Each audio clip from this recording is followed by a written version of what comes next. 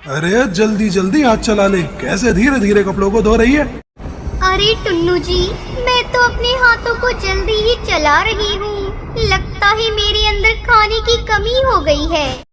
दोनों पति पत्नी धोबी घाट पर ढेर सारे कपड़े धो रही होते हैं। देखते ही देखते वो दोनों कई सारे कपड़े धोकर सुखा देते हैं और उनके सूखने के बाद उनके ऊपर अच्छे से इस्त्री करके उन्हें रख देते हैं। शाम होते होते उनके कस्टमर उनके पास आते हैं और कपड़े लेकर जाने लगते हैं।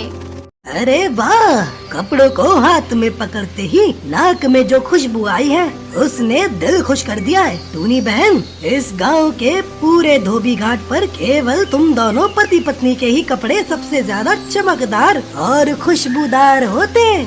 अरे होंगे क्यों नहीं, आखिर हम इस्तेमाल भी तो। तू चुप कर पगली, अब क्या हमारे धोबी घाट का राज सबके सामने खोल देगी। हरिया अपने कपड़े चुपचाप लेकर वहाँ से चला जाता है। उसके जाने के बाद टुन्नू अपनी पत्नी टूनी से अपने धोबी घाट का राज छुपाने के लिए कहता है। आखिर वो कौन सा राज है जो पूरे धोबी घाट के किसी भी पक्षी के पास नहीं। आइए इस बात का पता लगाने के लिए कहानी में आगे बढ़ते हैं। अरे कालू, अब तुझे क्या बताऊं, मैं आज भी उन दोनों पति पत्नी के धोबी घाट पर राज जानने गया था। टूनी बोलने ही वाली थी, इतने में टुन्नू ने उसकी जुबान ही बंद करवा दी। जब से ये दोनों पति पत्नी हमारे धोबी घाट पर आए हैं, तब से ये हमारा धंधा चौपट हो चुका है। ये बोलकर कालू कौवा वहाँ से चला जाता है। फिर रात में सबके सो जाने के बाद वो टूनी चिड़िया के घर जाता है और उसकी खिड़की से देखता है।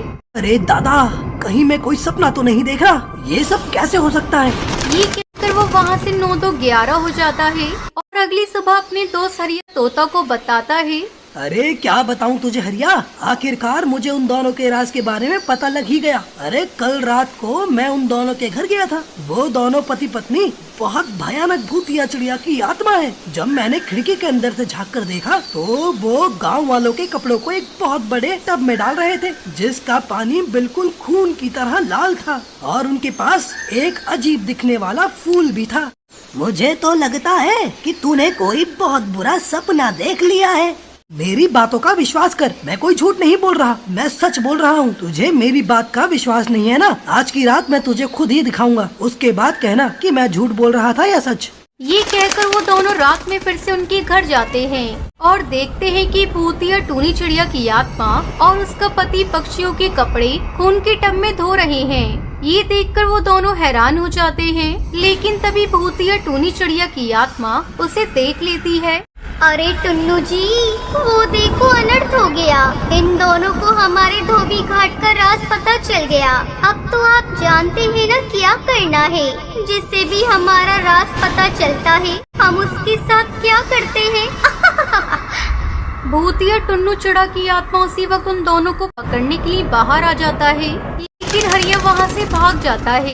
लेकिन कालू एक पत्थर से टकराकर वहीं गिर जाता है, जिसके बाद भूतिया टूनी चिड़िया की आत्मा उसे पकड़ लेती है और उसे मारकर टब में डाल देती है।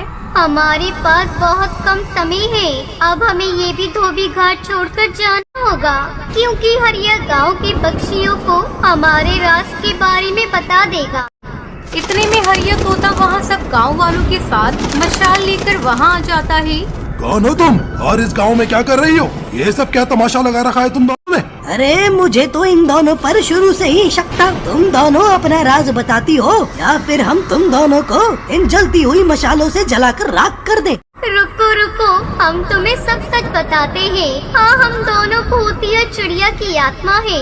हम एक छोटे से गांव में धोबी घाट का काम किया करते थे।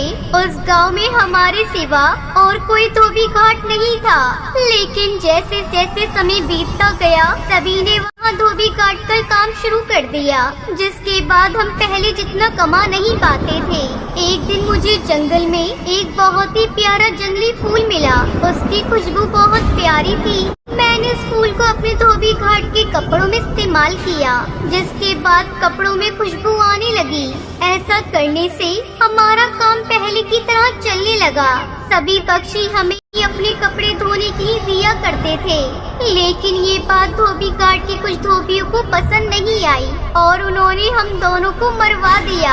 लेकिन मरने के बाद भी हम दोनों को मुक्ति नहीं मिली और हम दोनों भूतिया चिड़िया की आत्मा बनकर धोबी घाट का काम करने लगे। तुम दोनों के साथ जो हुआ वो बहुत बुरा हुआ, लेकिन अब तुम दोनों को यहाँ से मुक्त होना पड़ेगा, नहीं तो तुम पक्षियों को मार दोगी। चलो गाँव वालों, अपनी अपनी मशाल इन दोनों के ऊपर डाल दो। गांव के सभी पक्षी उन दोनों के ऊपर अपनी जलती हुई मशालें डाल देते हैं, जिसके बाद वो तड़पते हुए वहीं जलकर मुक्त हो जाते हैं। अगर हमारी कहानी अच्छा लगे तो कृपया चैनल को सब्सक्राइब करें। Thank you.